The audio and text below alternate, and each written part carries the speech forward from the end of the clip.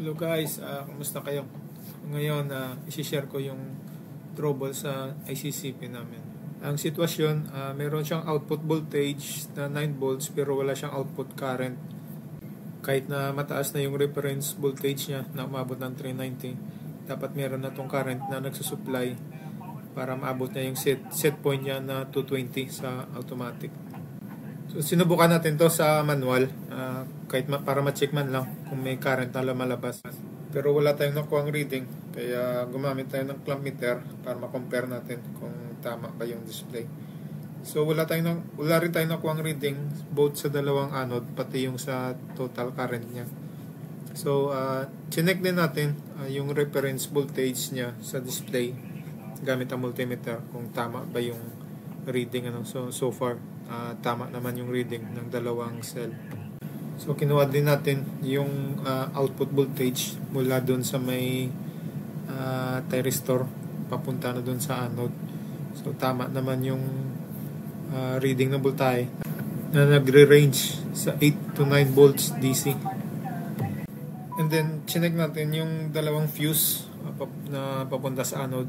So far okay naman yung reading. So para ma-confirm, tinanggal natin to at minisure yung continuity niya.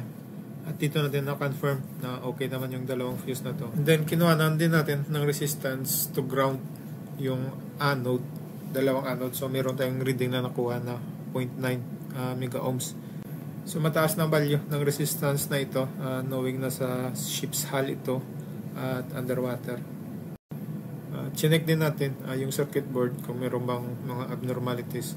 So far wala naman tayong nakita.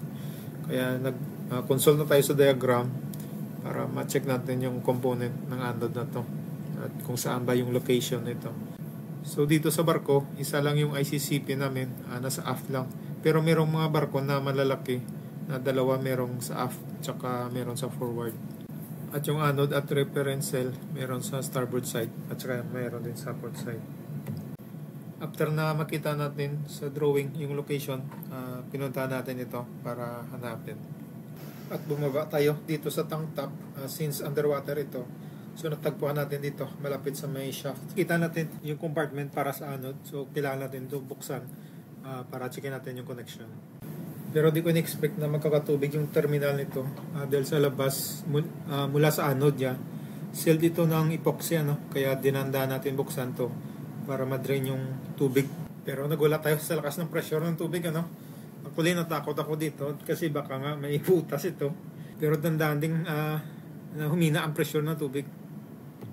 Kaya binuksan na natin to ng tuluyan para ma-check natin yung kondisyon ng terminal sa loob. Dahil nga may tubig ito, sigurado corroded na rin yung terminal.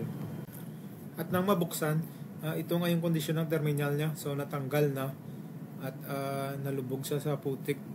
So ang nangyari, open circuit na ito. At lumipat tayo sa kabila, pinalinis muna natin yung terminal na yun sa kasama natin. So binuksan naman natin yung sa port side. Dalawang anode lang to sa aft. Since sa aft lang yung ICCP natin, dahil maliit lang na barko ito.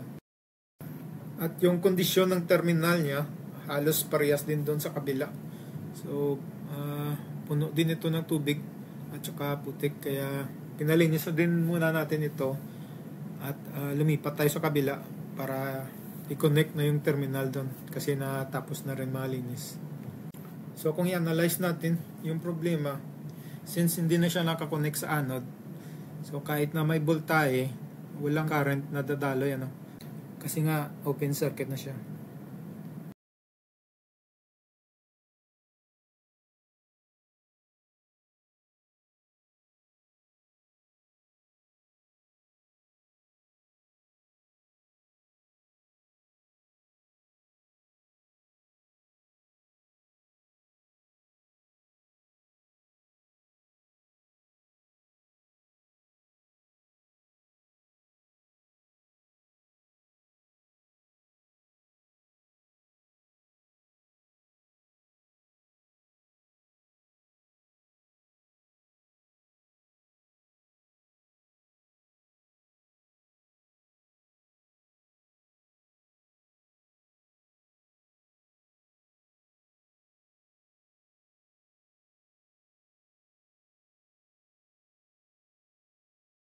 At dito, matapos natin makabit yung connection, masara na yung junction box na yon, nag-proceed na tayo doon sa panel mismo, no?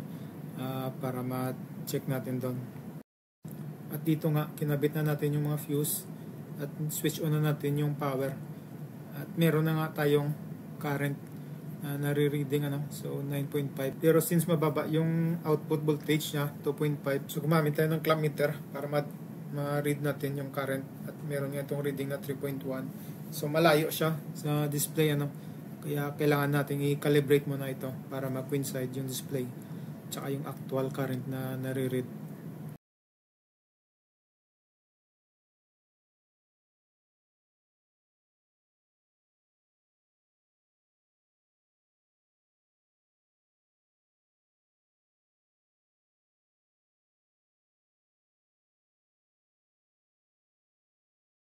Pagkatapos natin makalibrate yung current, chinek naman natin yung reference voltage niya at saka yung output voltage niya.